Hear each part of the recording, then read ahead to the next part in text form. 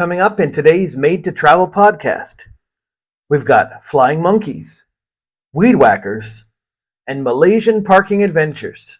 Here's what you might have missed.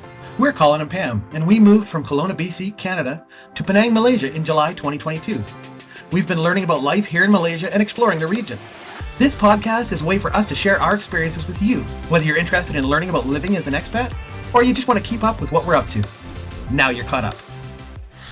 Let's talk flying monkeys. No, not the kind from The Wizard of Oz, but the kind in Malaysia that jump from one tree into the next, one after another. This is just outside of our place. We're down in our parking garage watching these monkeys go one after another. No, this isn't the same clip repeated again and again, other than the very first one, which I repeated, slowed down the second time. That was a mama with her babies jumping, but the rest of these are different monkeys jumping each time. And we watch, and there'll be maybe a dozen of them that'll do this one after another, jumping. I don't know if they're heading home or heading off to get something. And then there was the other day we were in the park and we saw these monkeys, and they were jumping around from tree to tree as well, flying around. It's just not something that we're used to seeing all the time.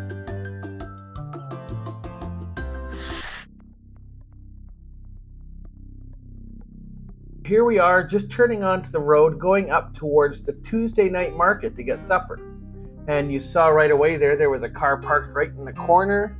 And as we're driving up the road here, you can see that there's cars parked all the way along. It's very full, and also there's a few spots where they double park. That's something that's just begun happening more frequently when we try to park at the night market, probably because it's been getting busier here. Double parking isn't a new thing in Penang or Malaysia, I'm sure.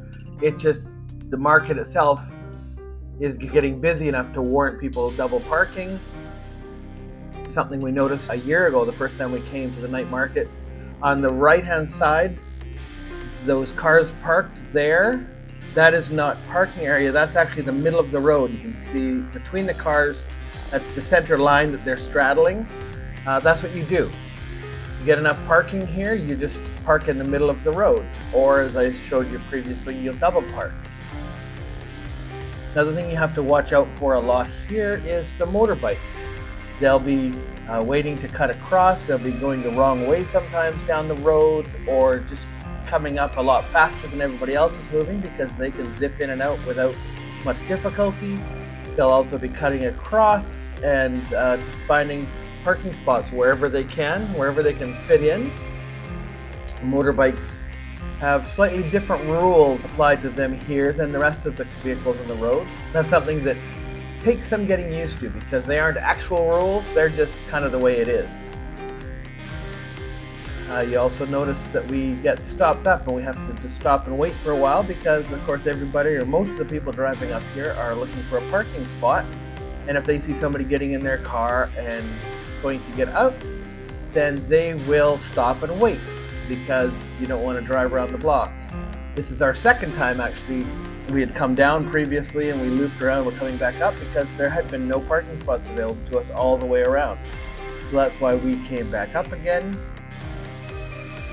It takes a while sometimes to get stopped up. Sometimes if we have made a couple of loops and haven't found a spot yet, we'll just skip the night market altogether.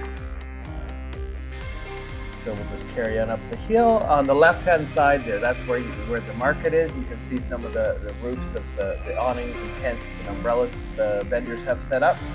And that's where we'll be getting our supper.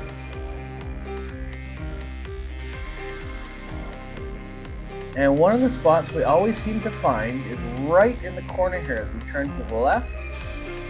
Almost always we find a spot here. And of course, they're harder for bigger cars to park in. And so our little car, we just scoot right in there and you can still get by no problem in a full-size car beside us. And there we park.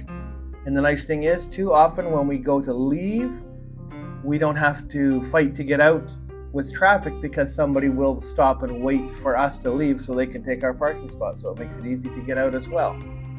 So that was just a quick overview of parking at the night market. Some things are just different here. We saw these guys mowing the grass. Turned out they mowed this entire field just using these two weed whackers. In the grocery store the other day, we saw this product along with all the other butters and margarines. Did you enjoy the video? Join these toes on our journey. Hit subscribe and never miss a new adventure. Leave us a comment too. We love your feedback.